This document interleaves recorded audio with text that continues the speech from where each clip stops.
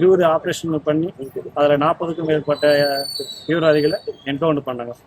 அது best operation சொல்லிட்டு 28 June 2021 ஒரு பாகிஸ்தான் கமாண்டர் என்கவுண்டர் பண்ணதுனால எனக்கு ஜனாதிபதி திரௌபதி முர்மு அவர்களால் வீர விருது வழங்கப்பட்டது. ராஜஸ்தான், ஹரியானா அந்த மாதிரி சில மாநிலங்களெல்லாம் எல்லாம் இந்த வீர விருது பெற்றவங்களுக்கு சில பெனிஃபிட்ஸ் எல்லாம் கிடைக்குது. என்ன விருது? இடம் கொடுக்குறாங்க, காசு கொடுக்குறாங்க. இது மாதிரி பஸ்ஸில் பஸ் ஃபேர் ஃப்ரீ கொடுக்குறாங்க, பாஸ் பண்ணி கொடுக்குறாங்க.